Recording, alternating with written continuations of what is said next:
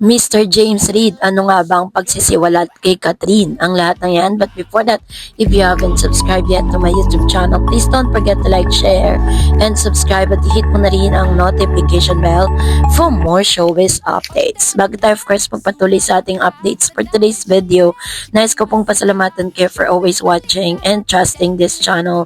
Thank you so much sa inyong laging panonood at palagi ang pagsubaybay sa mga updates po natin. Maraming salamat po.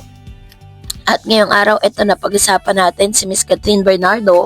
Sa taong 2026, isang malaking usapin sa showbiz ang pagsasama ni James Reid at Catherine Bernardo sa isang bagong serye na pinamagatang Someone Someday. Ito ang unang serye nilang magkatrabaho mula sa isang noong mga nakaraang project nilang magkahiwalay at agad itong naging viral at trending sa social media dahil sa mga fans sa tinawag ang kanilang tandem na #Catherine. Ang proyekto ay isang romantic comedy drama kung saan gaganap si Catherine bilang isang matagumpay na CEO ng isang dating app at si James naman ay isang misteryosong lalaki na muling bumabalik sa kanyang buhay at nagdadala ng bagong kilig at komplikasyon sa kwento. Bukod sa dalawang bida, kasama rin ang mahusay na aktres na si Miss Maha Salvador sa cast. Hindi lang ito isang tawag pansin na projects. Ito isang strategic nakbang sa pagbangon ni James at Catherine sa mas matatag at mas mature na yugto ng kanilang karera. So, ano nga ba ang naging payag ni James Reid tungkol kay Catherine Bernardo? Sa isang media interview kamakailan lamang sinabi ni James na ang pakikipagtrabaho kay Catherine ay isang amazing na karanasan. Ayon sa kanya, napaka-professional ni Catherine at ipinakita nito sa set, hindi lamang ang galing niya sa pag-arte kundi pati ang dedikasyon sa pag-intindi sa script at mga eksena. Madali raw siyang makatrabaho, mabait at may positibong impluensya sa buong team. Extremely humble, sabi niya, at talagang humanga siya pag sumisikap ni Catherine lalo na sa mga dagdag pasok at mungkahi sa script. Ang ganitong klase ng payag ay hindi basta-basta. Sa industriya ng showbiz kung saan may matinding pressure, ang respeto at paghanga ng isang kasama sa trabaho ay malaking bagay, hindi lang para sa publiko, kundi para sa chemistry at kinalabasan ng gawa.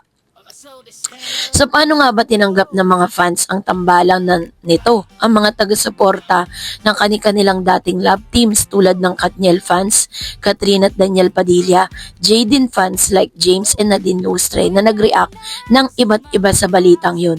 May mga nagsasabing exciting ang bagong tambalan habang ang iba naman ay naguluhan o hindi agad nakapag-adjust dahil sa malalaking pangalan na dating partners nila sa screen at sa totoong buhay. Pero hindi may kakailan na may support at interest pa rin ang karamihan, lalo na't nakakatuwa, no? Sabi dito, lalo na't ang karamihan nakakatuwang makita silang bigyan ng bagong karakter at pagkakataon na maipakita ang galing nila sa mas matured na role. Si Catherine ay isa sa pinakamalaking pangalan sa Pilipino showbiz. Kilala siya sa blockbuster film at serye at sa mahabang relasyon niya ay kay Daniel Padilla na tumagal sa mahigit 11 taon kahit maraming chismis ang umiikot, kabilang ang pagiging single niya at mga sinasabing online rumors. Mas pinili ni Catherine na mag-focus sa kanyang career at growth bilang artista. Ang pagiging lead actress sa isang bagong serye kasama si James Reid ay muling nag-iipon ng highlights sa kanya bilang isang versatile performer. Hindi lang sa kilig ng love team kundi pati sa pagiging mas fully grown actors. Ito ay isang magandang pagkakataon para kay Catherine na lalo pang patunayan ang kanyang range sa pag-arte. Si James naman ay kilala bilang isang multi-talented artist. Hindi lang sa pag-arte kundi pati na rin sa musika. Ang pagtatambal nila ni Catherine ay isang comeback din para sa kanya sa primetime TV pagkatapos ng ilang taon. Ito rin ay nagbibigay daan sa kanya para ipakita ang mas malawak na talent niya sa acting at maging isang creative inspiration sa mga bagong henerasyon ng artista. Ang pagkakaroon ng bagong serye ay nagbibigay rin ng bagong spotlight sa kanya, isang malaking hakbang sa pagpapatibay ng kanyang karera at muling pag-connect sa Filipino audiences. So, ano nga ba ang naging opinyon patungkol sa Katrina or phenomenon at public perception? Ang tambalan ni James at Catherine ay hindi simpleng puro tease o hype. Ito ay simbolo ng isang transition sa showbiz landscape ng Pilipinas. Hindi lang love team bagong klaseng partnership. Hindi tulad ng traditional na love team na inaasahan ng fans mula sa dekada 90 at 2000, ang kanilang tambalan ay career-driven at hindi nararamdaman na pinipilit. Ang chemistry nila ay mula sa pagiging profesional at hindi dahil sa real life narrative. Para sa akin, mas marami itong hinuhugot na respeto at pagkilala sa pagiging artista kaysa anumang chismis tungkol sa personal nilang buhay. So, dito rin lumalabas ang paggalang sa fans at sa kanilang personal life. Sa showbiz ngayon, mas maraming artista ang nagsiset ng boundaries sa kanilang pribadong buhay. Hindi na agad ipinakita kung sinong totoo nilang jowa at kung anong eksaktong nangyari sa kanila off camera.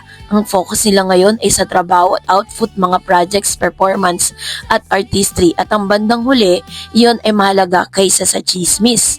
So pinapakita rin dito na mas matured, mas classy at mas professional ang pagiging hands-on ni Catherine sa script, at paggalang ni James bilang co-star ay nagpapakita ng isang bagong klase ng showbiz mentality. Isa na hindi lamang umiikot sa kilig, kundi pati sa quality content at genuine na toolkit ng aktor. Para sa akin, ang pagtanggap ng fans sa project ay hindi lang dahil sa kanilang pagkatao, kundi dahil sa kanilang dedikasyon sa sining at trabaho. So, sa kabuuan, ang tambalan ni Catherine at James Reid, Catherine Bernardo ay hindi lamang isang pangkaraniwang showbiz pairing. Ito ay isang pag-usbong sa karera, pagbagong yugto at storytelling, at mas mataas na antas ng profesionalismo sa Filipino entertainment. Habang may mga haka-haka at chismis na umiikot sa paligid nila, ang pinaka-importante ay ang kalidad ng output na kanilang ibibigay at kung paano nila bubuuin ang karakter at kwento na kanilang pinagbibidahan. Sa huli, ang tunay na sukatan ng tagumpay ay hindi kung sino sa totoong buhay, kundi ang impact nila sa audience sa pamamagitan ng kanilang sining. So dito po masusukat kung gaano po kagaling at tagang pinahanga ni Miss Catherine Bernardo si James Reid dahil po sa kanyang mga nakita at nasaksihan patungkol sa aktres. Kasi matapos siyang ma-interview, napangiti na lang si James Reid nang kamustahin siya sa kanya ang pakikipagtrabaho kay Catherine sa teleseryeng Someone Someday. Sabi niya, "It's been amazing an experience working with Kat." Bulala si James sa event ng Sony Music Publishing SMP Philippine nitong Feb 24, 2026. Martes sa Gallery by Miranila Mariposa Loop, Quezon City. Extremely professional, very talented, and not just Kat, Maha, the whole staff, everyone's very friendly, encouraging, exciting project. Sabi niya, magkaiba sila ng love team. Anong nadiscover niya kay Catherine nang matambal sila? Sabi niya, "I think Kat is a kind of who I expected she would be. She's incredibly humbly and very talented. Super easy to get along with. But that's always how I saw her since I would see her ABS-CBN ASAP and other stuff. She's very genuine." Ano-anong natutunan niya kay Catherine? Sabi niya, "I love how hands-on Kat is when it comes to script, and team really respect a lot of our suggestion like tweaks pagtatapat ni James. I think it's because of you, obviously our experience and our talent." So yeah, that's something I really admire. How hands-on she is, how she keeps how to work with cast. Gaano ka-supportive ang fans si Catherine, ng kanyang fans sa kanilang tandem. Super supportive. In fact, they started to merge ng konti. So, it's very exciting times na magkaibang lab yung pinanggalingan nila, Katniel at Jaydeen. So, nag-mature na ang fans nila. Yes, thanks God. So, ganun niya inilarawan ang isang Catherine Bernardo bilang isang actress at bilang isang katrabaho. So, kaya naman, mas marami pa po tayo madidiscover kapag po lumabas na yung official na kanilang series sa Netflix. So, that's it for today. For more videos and updates, please don't forget to like and subscribe. And please don't forget to follow my Facebook page, Dareds TV and Dareds channel. God bless everyone!